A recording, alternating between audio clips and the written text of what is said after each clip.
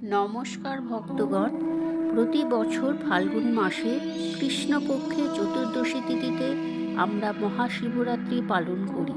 কিন্তু আমরা কি জানি কেন এই বিশেষ রাত্রিটি আমাদের এত গুরুত্বপূর্ণ? কেনই বা আমরা সারাদিন উপবাস করে সারা রাত জেগে শিবলিঙ্গে জল ঢালি?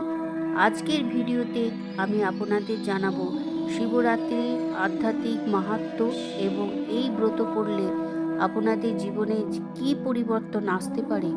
ভিডিওটি শেষ পর্যন্ত দেখুন, কারণ শেষে একটি বিশেষ তথ্য আছে যা আপনাদের জীবন বদলে দিতে পারে। নমস্কার বন্ধুরা, পূজা পাঠ চ্যানেল থেকে সকলকে জানাই স্বাগত। আমি তন্দ্রানী। কেন আমরা শিবরাত্রি করি? পৌরাণিক কাহিনী অনুসারে এই তিথিতে শিব ও শক্তি অর্থাৎ মহাদেব এবং দেবী পার্বতীর বিবাহ হয়েছিল, তাই এটি সৃষ্টির মিলন উৎসব। আবার সমুদ্র মন্থনের সময় যখন হলাহল বিষ উঠে এসেছিল, তখন মহাদেব সেই বিষ পান করে সৃষ্টিকে রক্ষা করেছিলেন। তার এই পরম ত্যাগকে স্মরণ করেই আমরা শিবরাত্রি পালন করি। আবার শাস্ত্রে ব্যাধের কাহিনীও রয়েছে, যেমন শিবরাত্রি মহিমা বোঝাতে গিয়ে শাস্ত্র ব্যাধের একটি সুন্দর কাহিনী বলে। এক শিকারী বনে শিকার করতে গিয়েছিলেন। এক ব্যাধ ক্ষুধার্ত অবস্থায় একটি বেল গাছের উপর সারা রাত জেগে বসেছিলেন। অজান্তেই গাছ থেকে কিছু বেলপাতা নিচে থাকা শিবলিঙ্গে পড়েছিল এবং তার চোখের জল দিয়ে শিবলিঙ্গ অভিষেক হয়েছিল। শিকারী জানতেও না যে নিচে একটি শিবলিঙ্গ রয়েছে, আর সেদিন ছিল শিবরাত্রি।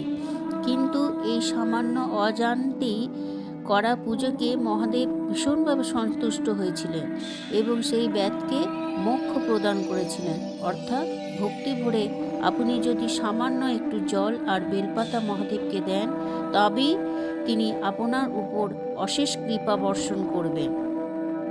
আবার বৈজ্ঞানিক কারণ অনুপাতে দেখতে গেলে শিবরাত্রির রাত্রে পৃথিবীর উত্তর গোলার্ধে গ্রহের অবস্থান এমন হয় যা মানুষের দেহের শক্তিকে প্রাকৃতিকভাবে উপরের দিকে মেরুদণ্ড দিয়ে প্রবাহিত করতে সাহায্য করে। তাই এই রাতে মেরুদণ্ড সোজা করে জেগে থাকা পরম ফলদায়ক বলে মনে করা হয়।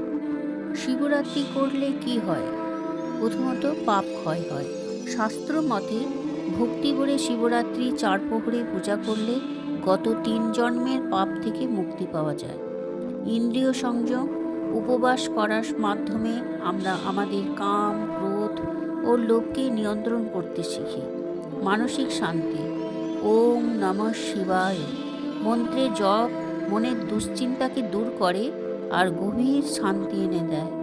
মনস্কামনা পূরণ, অবিবাহিতদের জন্য যোগ্য জীবনসঙ্গী এবং বিবাহিতদের জন্য যোগ্য স্বামী বা সতী সুখী সম্পত্তি জীবনের আশীর্বাদ মেলে।